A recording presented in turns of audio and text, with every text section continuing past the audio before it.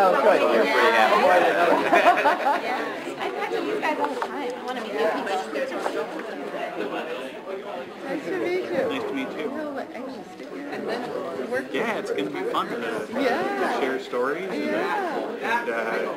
trade stories of things that haven't worked as well as well. Okay, so I'll just... Oh, no, that they... My name is Abby Hofsky. I'm a senior program officer here at the Robert Johnson Foundation. And I am absolutely delighted to be the very first person to welcome you and to celebrate your status and your recognition as an RWJF Roadmaps to Health Prize winner. So congratulations.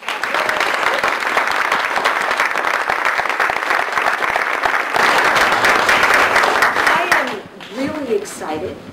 The last thing I did yesterday was walk through the atrium and see all of your banners hanging and the stage ready for you. And then the first thing this morning I drove in, and next to the flag of the United States of America is a banner about your great work. You will be able to be beacons for the nation on how we can create a culture of health. And so I am really delighted to be able to get to know all of you. Share information. It's great learning what everyone else is doing and not reinvent that wheel. Exactly. Learn and adopt what others are doing and sort of build it that way.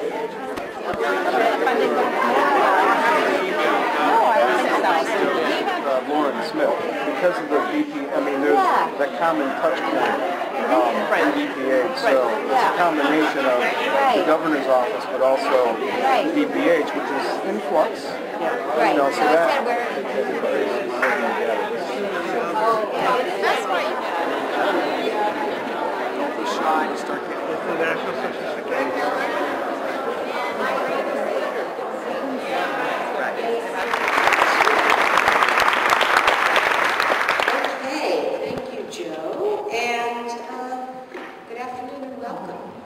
This is a fabulous day, and I am just thrilled to be welcoming you all for the first Roadmaps Health Prize.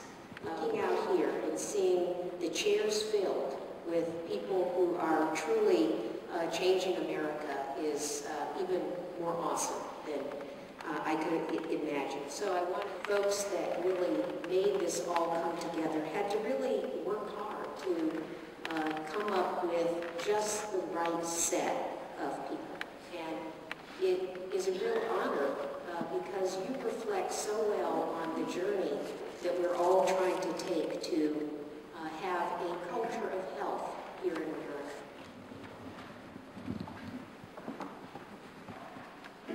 The Let's Talk campaign is a series of innovative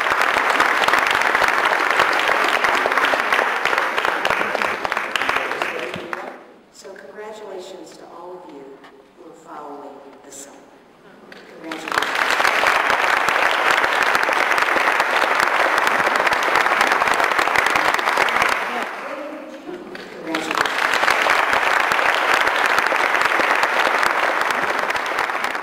So this is a surprise and very much appreciated, Lisa. I can't tell you how much.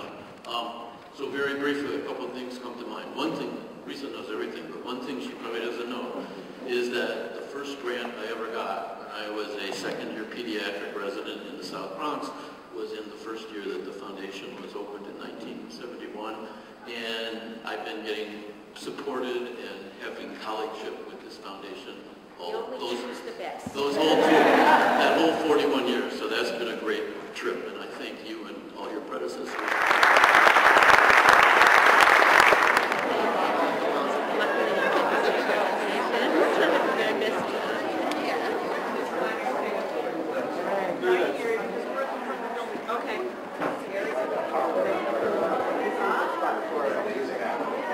You tell me. Wendy. Okay. All right. Then you're right there. Thank you. Wendy? Oh, very good. Sitting up towards the front edge, but maybe you can rest the elbow. Oh, very good. Sitting up towards the front edge. I'm a Fall River resident and have been our department's representative Fall River Healthy City efforts for over 10 years. To see it come to fruition like this is very gratifying. I'm really excited. But a couple of other points. Check your egos at the door. And be prepared. Full collaboration means giving up a little to gain a lot. And the last thing that we've all learned from one of our colleagues, really our leader, is to take a lot of pictures and document the efforts that you've done and the events that you hold. They serve as a permanent record and inspire others to try to emulate, recreate, and to exceed what you've done in the past. It's been a big part of our gradual building up of the overall effort to the level it is today. I'm Michelle. I'm the Assistant Vice President here at the Foundation for the Health Group. For those who don't know us very well, we have two groups, health and healthcare. Our group does childhood obesity, vulnerable populations, and public health issues broadly. We also handle our New Jersey portfolio. The General had a long commitment here in the state of New Jersey before he passed away, and we continue that legacy to this day. So, and you heard Dave mention this morning that we're 40 years old this year. So, and right now we're going to be talking about Fall River and Manistee. Did I get that right?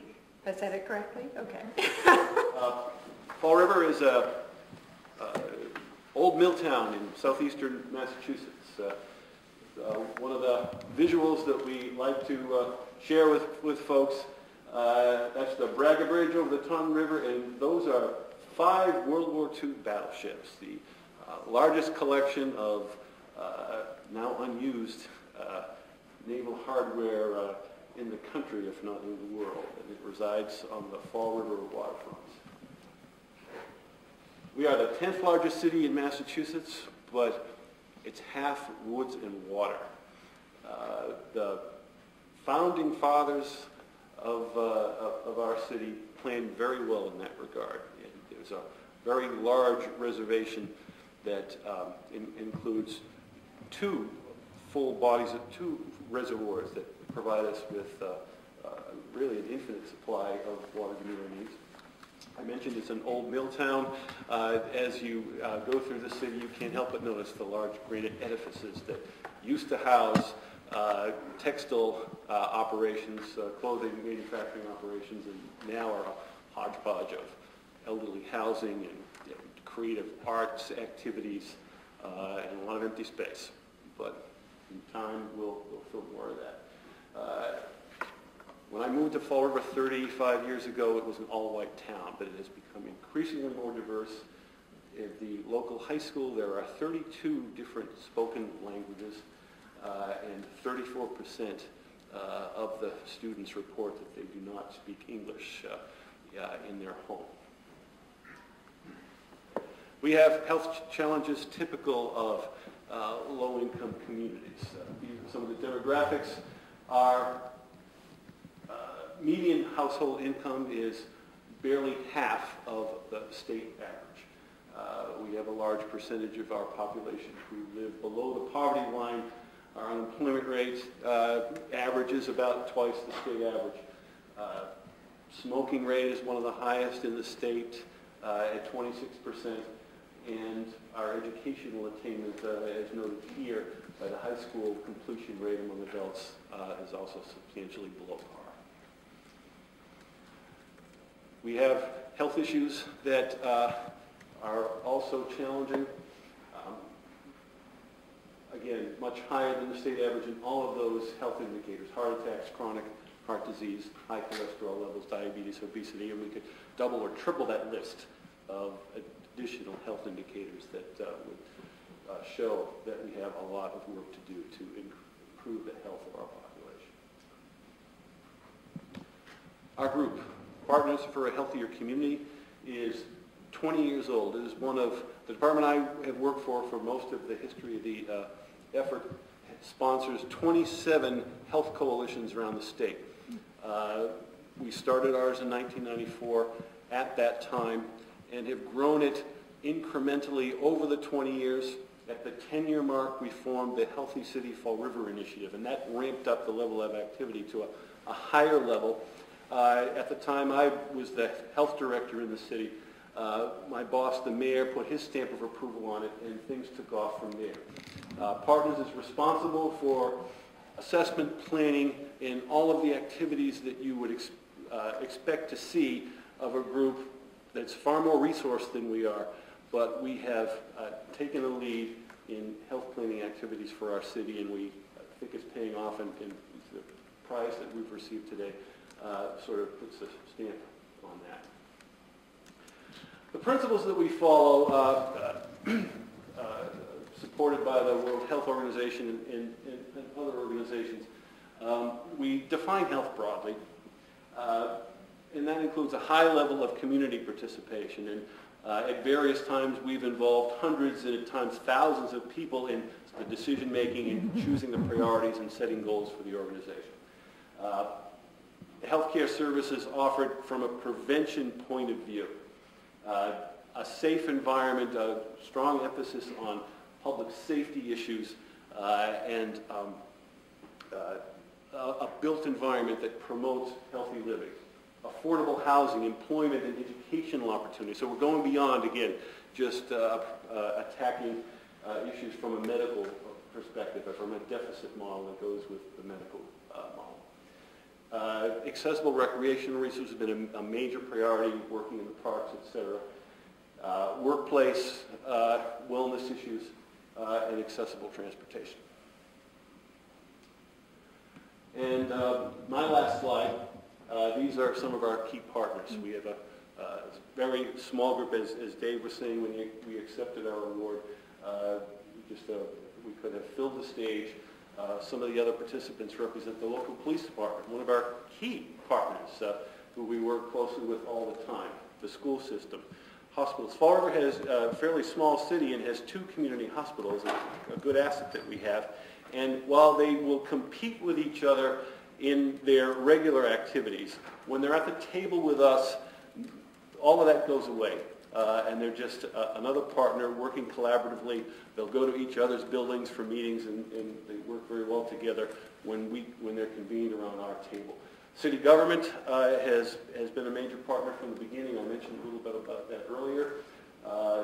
Youth organizations. We're very proud of our ability to engage youth in these activities. And just one quick anecdote, we're very excited. One of our former youth leaders is gearing up for a run for city council in the coming election, and we'll be cheering him on.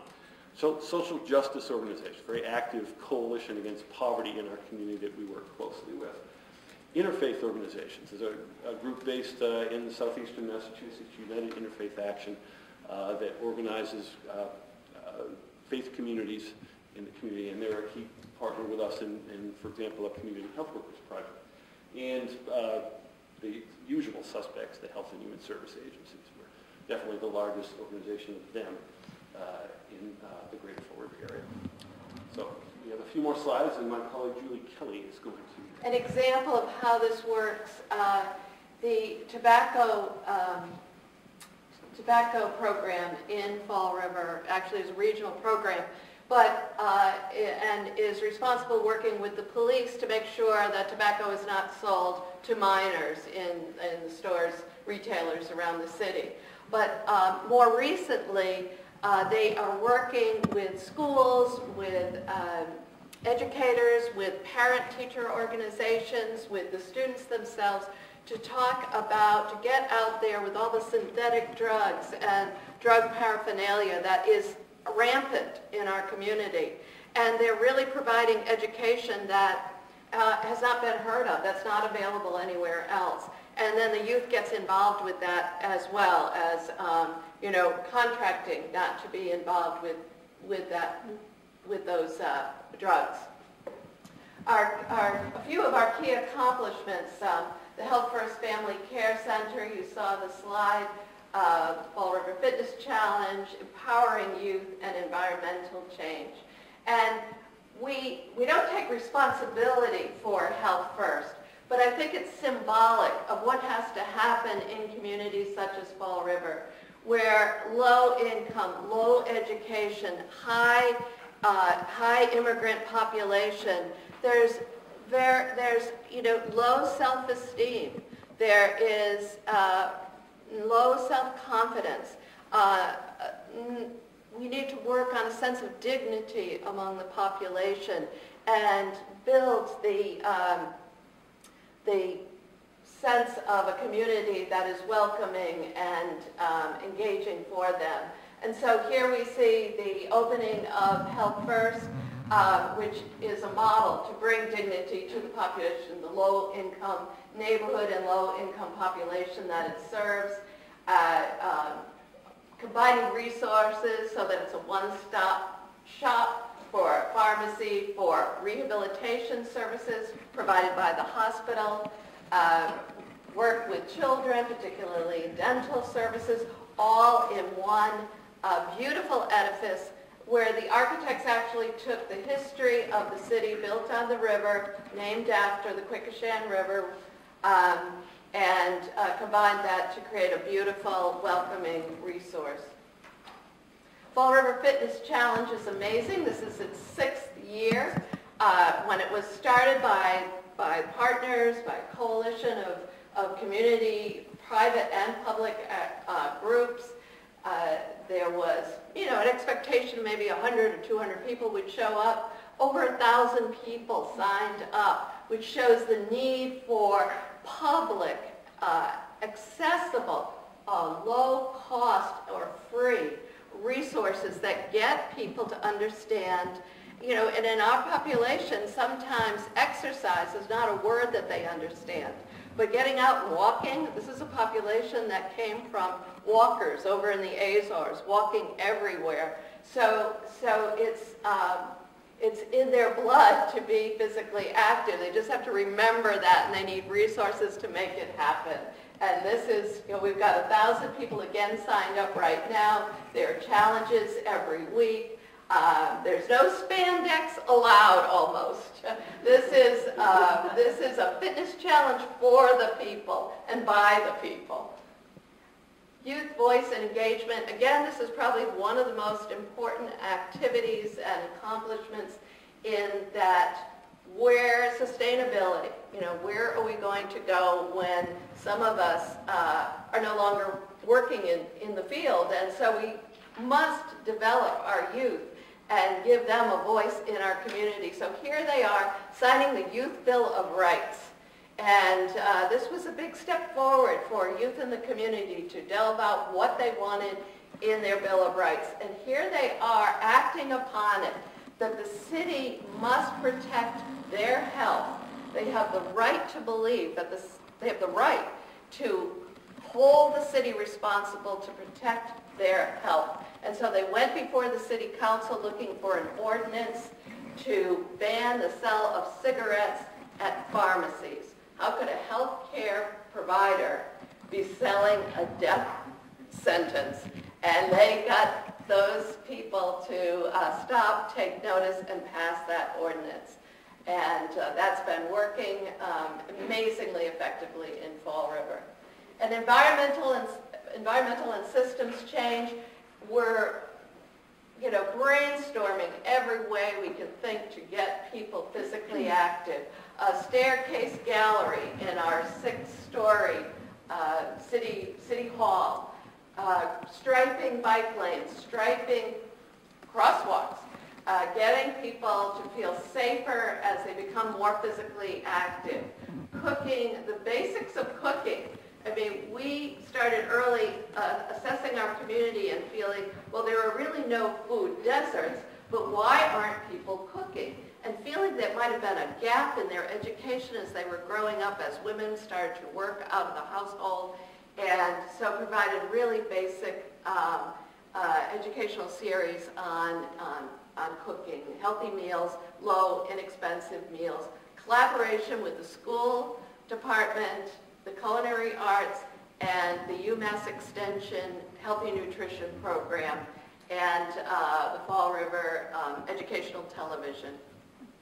And finally, working really grassroots to get people out once a year on a park cleanup, restoration, get them coming to government center, to city council meetings, to speak up on the behalf of parks. You know, they always say that when budgets have to be cut, and that's been happening a lot in Fall River, when budgets have to be cut, what's the first thing to go? And usually the first thing that people would vote for is parks and recreation. And by coming before the city council, these people were able to say, the park was my backyard. And we know that in a community such as Fall River, where stay vacation is pretty common among our population, the parks are essential. Linear parks as well as, we have many, many parks, but all of them with rusted and decaying playgrounds. 5 of those have been restored in the last 2 years. Wow, so we're moving forward in that regard. And the ingredients, we cannot say it enough. Collaboration, community organizing. We talked when this whole process was going on and say, what is it? What is it about this group? And besides collaboration, the idea of community organizing, so that when we get fellows from Vista and from other resources such as that, they come, they learn, they stay in Fall River because they're learning a way to do work that is that achieves success, achieves the responses that we want to achieve. Engagement with the population, empowerment, social justice, and advocacy. And back one of the slides when it talked about public engagement, David Weed, I have to point him out here, our photographer, because we have a website. He has a website, the Healthy City Fall River website, where pictures are taken of every event, every health event, engaging people of every color, of every background, of every ethnicity, of every class, and saying, this is Fall River, so that people can go and they can find themselves on this public display doing some amazing healthy activities, and they feel part of the process, part of the success. Going to work to achieve it together and bringing more people to the table. So thank you very much. Thank you. Hands. Why don't you go first? Oh, and Dave too. When we were doing the prize selection, we really wanted to make sure that we had a wide representation across big cities, rural areas, as well as small towns, because people need to see themselves and see what inspiration you all bring. So thank you so much. What we're going to do now is open it up to a discussion. So the burning questions that you have, they can be questions about the specific communities or broader questions that have been burning, and use this as sort of a brainstorming session to help solve some of the challenges that you're still having in your communities, because this is that sharing time that we really want to encourage you to do now, at the reception, at dinner tonight, and again tomorrow. But Light of Lear opened its doors to us. It's a organization or a corporation, I think of about 300 employees. About 100 of them are corporate offices, and another 200 would be online workers. And so we had to work out some logistics, including meeting with the safety board of the union, so to get both all players to the table. And the program was awareness. We were actually building trust first. We were there for a week to kind of build trust with the workers of Light of Lear, and then to bring the hospital in to do testing, blood glucose testing and blood pressure testing, and then do, and the results were amazing, the extent of the workers who were pre-diabetic. And so we were able to do some educational programs with them and then move forward with both nutrition and exercise programming right in the context of the day, the work day. So the, you know, that management was very much behind this idea. They have continued the program. They have a farmer's market there. They're very wellness oriented. And in addition, we've seen other, you know, we have Partners has an employee now to do worksite wellness. We worked with the state. The state Department of Public Health has a working on wellness program, which is a training of how you instill these wellness programs into an employment situation. And I participated in one of those. We had everything from you know, corrections to small private industries that were present at the table, learning about, you know, building the support for this effort among employers, and then how to roll it out. And we've done a little bit of that at Government Center. We've had a few nonprofits and businesses that have become engaged, and now we have a worksite wellness coordinator kind of going out and you know, providing knowledge, not so much that employers have to spend a whole lot of money, because that's certainly a critical issue, but rather there's so much going on in the community, like the Development Fitness Challenge, to make them aware of it and to promote it among their employees. And additionally, for about 3 years now, or 4, we've had a committee that meets on a monthly basis to try and encourage employers to come to the table, learn about, you know, what it's all about, how to implement, why they should, what's in it for them, and also have yearly forums.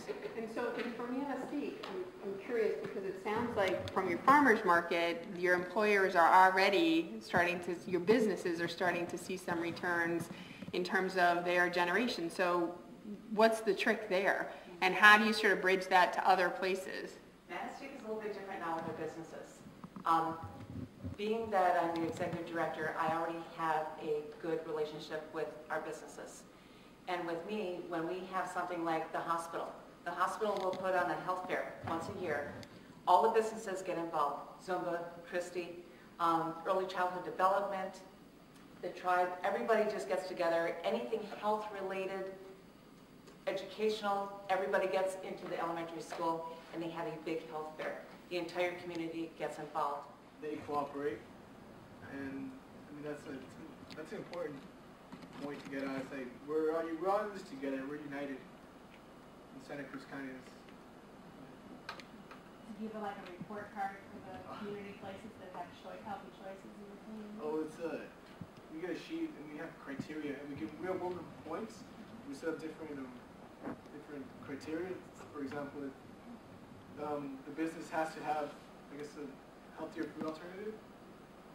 For every meal they have, say for a burger, they have to have a salad, for example. So we award them points, so we accumulate them. So you have to reach a certain amount of points in order for them to open up a new business. For New Orleans, it grew organically, and I have to say I was one of those people. So I was one of the grassroots community folks pushing. So my perspective was always government's terrible, ignore them, go around them. We're all the ways around.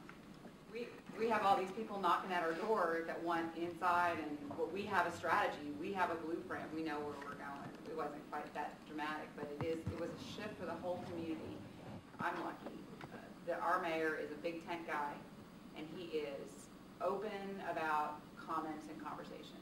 This is a man who takes his budget conversation, and we do 8, 7, I don't know how many meetings, 20,000 meetings in every district, sometimes 2, every summer, from 6 p.m. until every single person's had a chance to speak.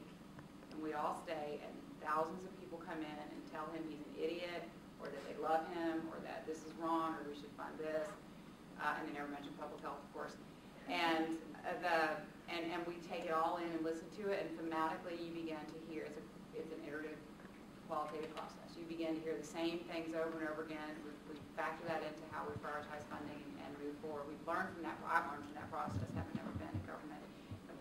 that in the health department. We have had many sessions with many conversations, giving people lots of opportunity. The themes are so consistent that it sometimes the path is a little different, but we are lucky, I think, in New Orleans because our community really has a pretty strong sense of a vision of being vital and healthy there. So it's never perfect. I mean, I'm sure you could find a few people in town who would say we closed the door before we should have.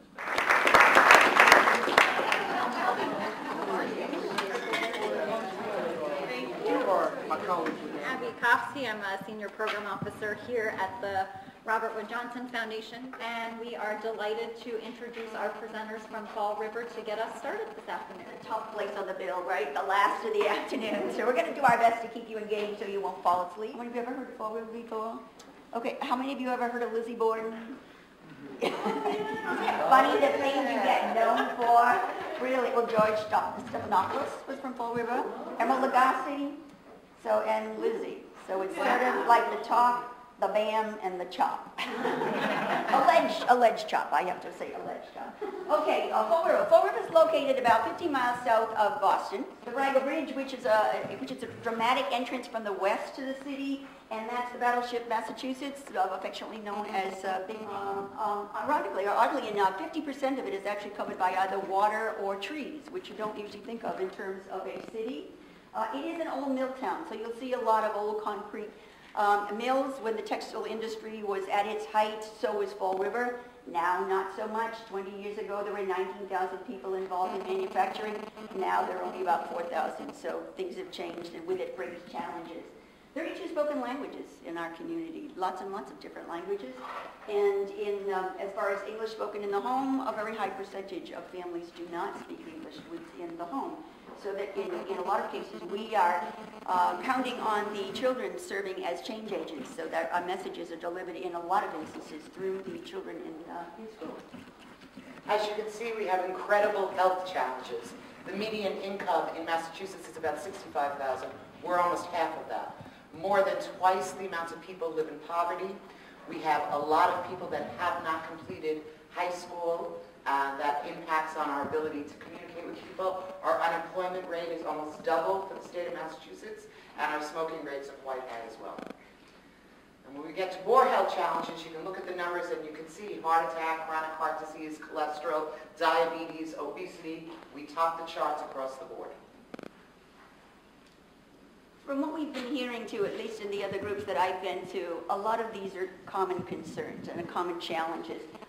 We may address them in different ways, we may address them in similar ways, but they seem to be very common across the board. Partners for a Healthier Community. Partners for a Healthier Community is one of 27 community health network areas that were established 20 years ago by the Massachusetts Department of Public Health. They are large grassroots coalitions of health and human service, social justice agencies, residents, lots and lots of partners brought to the table, which made it not a challenge for us at all when Robert Wood Johnson came to visit us to find our partners because they already existed. And this is what we're seeing as we go to some of these other groups too, that there were lots of partners that nothing had to be staged. These partners already existed. Our responsibilities are similar to what some of you are doing, certainly. We assess, we plan, and we implement health initiatives. This is an organization, again, we're just about to celebrate our 20th anniversary, so we thank Robert Wood Johnson very much for making this part of our 20th. I think one other thing I'd like to add before we go on is the way our funding comes is very interesting. We get what's called determination of needs funding. So in our region, if there's a hospital that embarks on a capital campaign or an improvement, there's a certain portion of the money that they spend that comes back into the community for community health. And that is the money we receive, and that is the money we put in the community. So that sounds all well and good, but there comes a point in time where hospitals don't do projects, and they don't continue to build. So our funding stream is very interesting. We laugh all the time. We wanted to show you a picture of what our office looks like. Our office is a vacant lot, because we don't have an office. We exist virtually. Okay. So that's the nice part about us being involved in this collaboration, because the number of us who are here today, Wendy has an office and works with United Neighbors. She's an executive director of United Neighbors.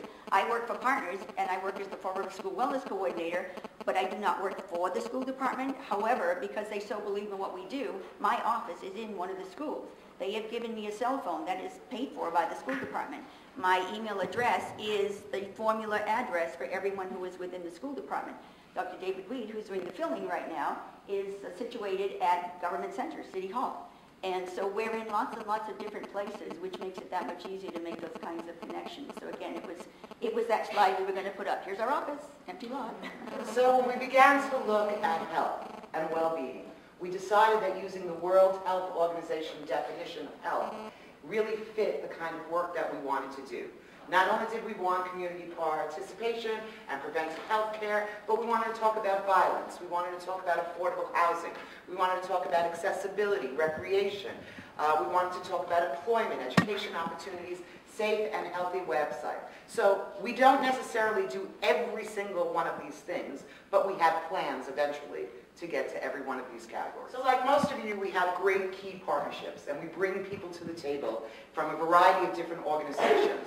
We also have found that since we began, we have also been able to engage and motivate neighborhood groups to be part of us as well. When I started 3.5 years ago, almost 4 years ago now, there were 8 neighborhood associations that were active in Fall River. Now there are 14. So that kind of partnership and engagement really adds a lot to the work that we're doing. Thank you. I will point out, too, the picture in the top left, Fall River for the 3rd year in a row was recognized as one of the 100 best communities for youth, well, of which we are very proud. And I will also point out the gentleman in the left lower corner, that's our mayor. If they're going to ask us what our biggest challenge is, that's our biggest challenge. What do we say are our key accomplishments? Because there's so many. So we're just going to be pointing out a few of what's going on in the community. Health First Family Care Center. I walked in their building, the building that they did have, 3 or 4 years ago, and it's this catacomb of hallways and closets, and oh, that's an office. I thought that was a closet. And it was a very, very small facility. Last July, they cut the ribbon on a beautiful new state-of-the-art facility that, if you do recall, when they showed the 1-minute film prior to our getting the award, they showed what the new Health First facility looked like. Residents, members of partners signing a beam that eventually went up to help to support the building. These are people ready to come in for the open house, and this is one of the collaborative efforts that we've been working with Health First. On the right, that's our Vista Tooth. We need to get them a better name. This past year, it was more about dental issues. The woman who was pictured with the tooth goes into the schools and does dental programs with the students. We are finding the rate of cavities, and when we hear about 2nd graders who need root canals, and about moms who put soda in baby bottles, and it just, it kind of boggles the mind. The can of soda in the baby bottle, and I just couldn't be quiet. And I said, do you know what you're putting in the baby bottle? You know, that's soda. And she said, it's okay, it's diet. A little scary, and also the parents who were saying, well, there's really no need to go to the dentist now because it's only the baby teeth, and they're going to fall out anyway. So we have a lot of work to do, and I'm sure that this is not unique to our community. Fall River Fitness Challenge, we're very proud of this. You got about 8 seconds, I think, in the video this morning. In the extended one, I suspect there'll be more because they did a great deal of filming with the Fall River Fitness Challenge. This is the 6th year we've been doing the challenge. It's kind of like Biggest Loser, but it's also about weight loss, reducing cholesterol levels, reducing blood pressures, all those good things that make people healthier. And what I like to point out when we talk about the fitness challenge is the fitness challenge is for real people. When folks come in to sign up for the fitness challenge, which runs from January to mid-May, I would be telling them, you know, you're not going to be working out with people who are in spandex, who have beautiful bodies, who should be on the front of magazines. These are real people. You will come in and you can wear your jeans, you can wear your sweatpants. You don't need to go out and buy something fancy. You're working together with people who care about what it is they're doing. So it's a nice collaborative kind of support system. The first year we did the fitness challenge 6 years ago, we thought, we might get 50 or 60 people. We got hundreds. Now we're up to 1,000 people in the community. And we're expanding it to the city and beyond. So it's become the greater Fall River Challenge, to the point where we're doing them twice a week, every Wednesday and every Saturday. And people can go to whatever they want. It's like no cost. A lot of it is absolutely free. And we've also this year included a nutrition component. So it's not only it's not only working out, because we know that it needs to go hand in hand. So it's the what you eat and it's what you do with your body. For their students that go beyond their physical education classes, and this year we have just under 4,000 students who will be participating. This we offered to only the elementary, middle, and adaptive PE classes. The high school was sort of doing their own thing, and so with that many students, so with about 8,000 students, more than half of them are participating in the challenge. Not about weight loss, and it's not about awards, not about prizes or anything as far as the schools are concerned. Their component was more about, again, trying to find something different. So they're doing virtual climbs of mountains. They're doing virtual walks to Disney World or something. And along the way, they're learning about landmarks. Oh, there's a Statue of Liberty as we go through New York. And so they're correlating it with other subjects as well. One of the things that makes us successful is the serious way that we engage youth in our community. 4 years ago, our youth became the third community in the United States to have a Youth Bill of Rights. This was put together by youth, for youth, with great fanfare. It was signed on the battleship, and what it did is it led us to something incredible. So a couple of years ago, about 2 years ago, the youth came to us about trying to create a ban on cigarettes in the pharmacies in our community. And this was an initiative that they wanted to have happen. So they went before the city council, they did all their homework, they got all the information that they needed, and they presented to the city council. And before it was voted down the first time, one of the city councilmen got up and said, listen, I really am very happy that the youth are here, but you have to know that sometimes life deals you disappointments. And just the fact that you're in the room today should make you feel good. But sometimes you don't really get what you want. And they voted down the tobacco ban. And then the youth came back. And they stood in front of the city council people and they said, you signed the Youth Bill of Rights. You promised us a healthy environment, a healthy community, a place where we could live and feel proud to live here. You made us that promise. And two of the council people who signed the Youth Bill of Rights and voted against the pharmacy ban changed their votes, and the pharmacy ban went into effect. The voice of youth is awesome when they stand up there and they say, it is our future, it is our town, it is our place, and you promised us. They got what they wanted. And I was sitting in the audience at that meeting, and I wanted so badly to say, sometimes you don't get what you want in life. Sometimes it doesn't turn out the way you want. Needless to say, I didn't, but it was in my head. We also do a lot of work with our youth on violence prevention activities. And the last session I was at, a lot of people were talking about moving to the future and doing violence prevention work. And we are already at the future when it comes to that. We have a Peace by Peace Summit. We have a Youth Violence Prevention Task Force. We work very closely with the police department, the parole department. We work with a tremendous amount of at-risk youth, and we really make a difference. We've reduced youth violence in Fall River in the past 4 years by 37%. Very big number. Environmental and systems change, and these are some of the sorts of things that you all have been doing too, from what we've been reading and what we've been hearing.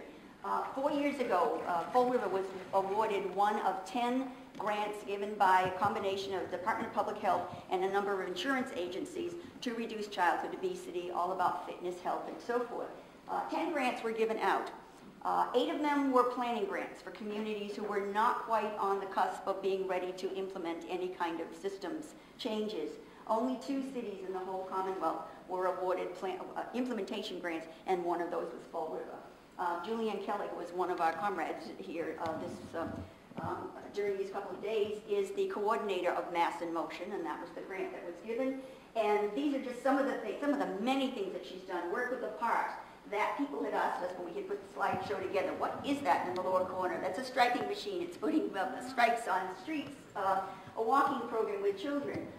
Look who's cooking show. It's one thing to get people to the farmers markets that we've been setting up, but if you don't know how to cook a zucchini or an eggplant or whatever, then it's kind of nice to know. So that they've done a cable TV show, a series of cable TV shows on what are the basic things that you need to have in your pantry. They cooperated with the UMass Extension Nutrition Education Program, and so the 2 women had put that together with the cable, the local cable network. What you see on the left is a shot from Government Center, which is our city hall. She created a staircase gallery that gets changed every 6-7 months or so with artwork from students and or photographs from people in the community. to encourage people to take the stairway up to the 6th floor as opposed to taking the elevator. Something a little bit different, a little bit unique. So key ingredients for success. Everybody's been talking about the secret sauce or the glue that holds it together. And I think every single word people have said. And we say collaboration, collaboration, collaboration. But we'd like to deal a little bit, we'd like to talk a little bit more about what that means. Everybody says collaboration.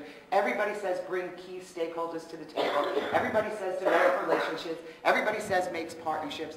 But how does that happen? And I think one of the reasons why we are so successful with this is the way we view problems. A number of years ago, when we began to talk about this, we discovered that nobody comes to the table with one problem.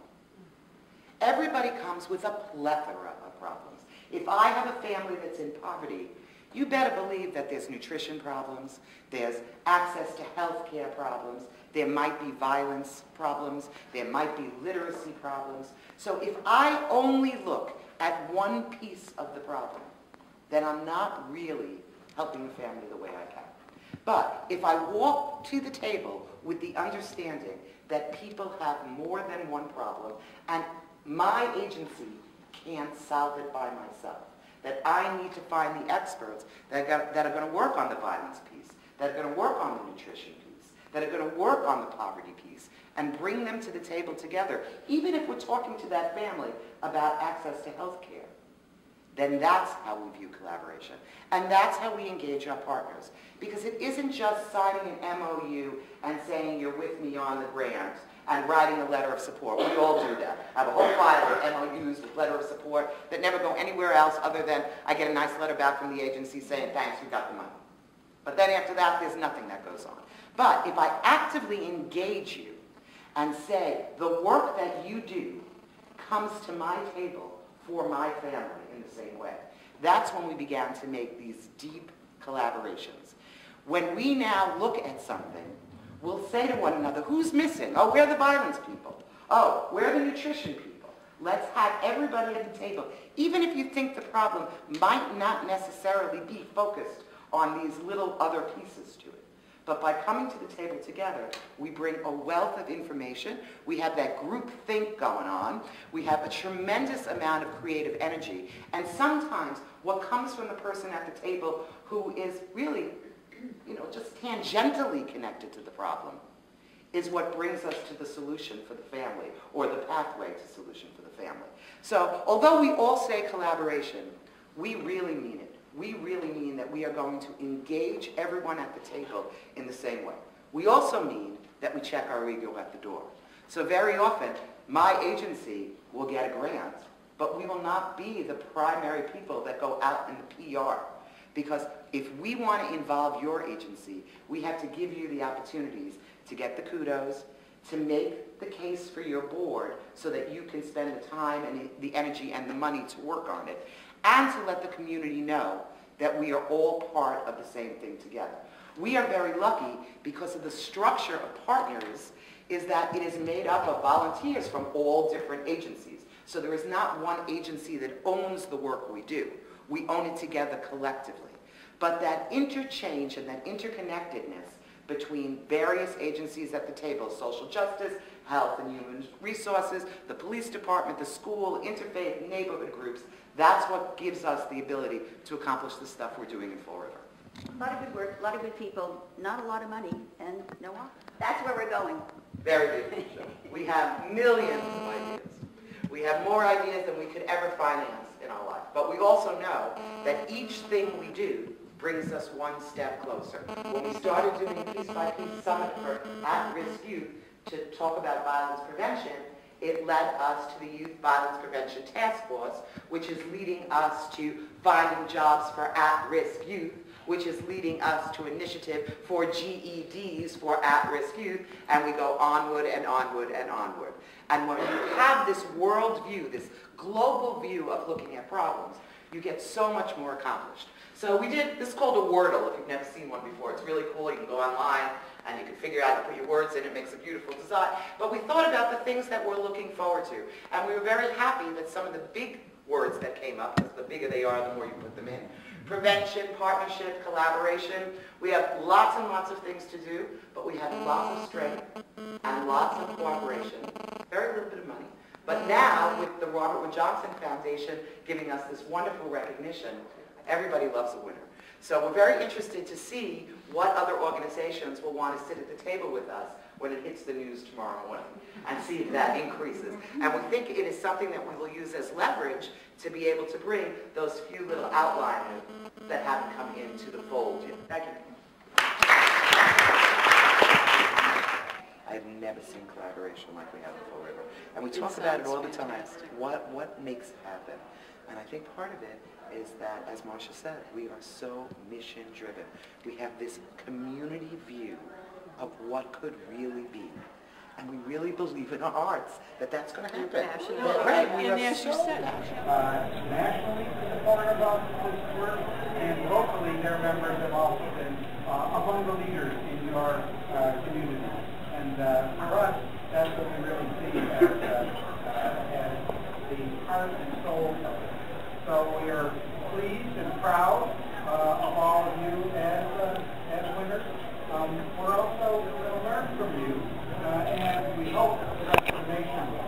So you have come away in your work to win this award for you and for us. You're in the vanguard, the beginning of what we hope will be a change around the nation. We know our nation needs it. We know that we can't continue on the path that we are in our runaway health care costs. And we know that health begins and is nurtured and protected and preserved where people live, learn, work, and play in our community. And that's what you are about for. So this is an exciting time for the foundation. We're really pleased that you're here. It was a great event today, and we're really pleased that you're going to be working with us in the future. So with that, a toast to all of you.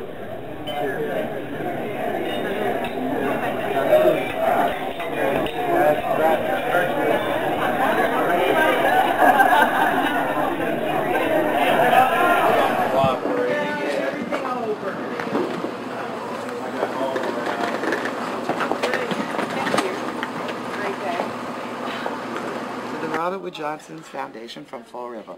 What an experience. You made us feel like rock stars and validated all our hard work. We look forward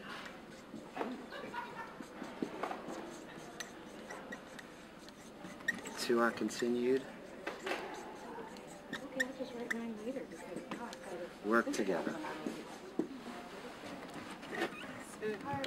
The Brownfield. That's how it's funded. Oh, well, Brownfields is a huge program, so okay, that's very good. You ready for day 2?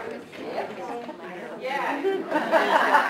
We were able to work on articulating what we wanted to say. And I've now noticed that when any of us get up to speak, we are using that same language and those same things that we brought to the table. So it has helped create for us great speaking points and great succinct ways to communicate things that we might have rambled on about in the past.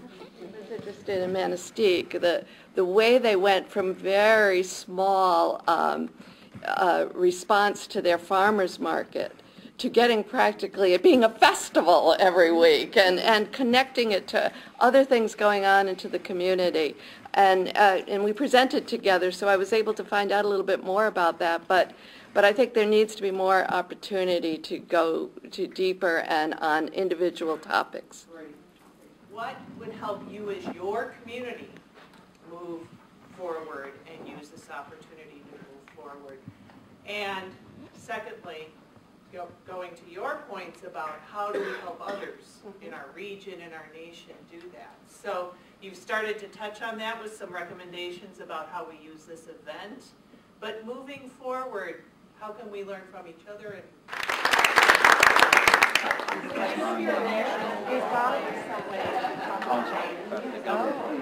City government, but also regional and state government to apply resources so that as highways are being reconstructed, they're constructed as complete streets, that bicycle paths and parks that have needed renovation were now funded for. So that's going forward. And I think the best thing of all, if anybody's ever going through Fall River, in at least maybe another year's time, you will see a beautiful park right through the center of town. You can't miss it, right on Route 195. Those are the physical outward manifestations of a transformation that's taking place within the city itself. Well, yeah, we're on the, nope, I'm going to take the one Well, yeah, I just...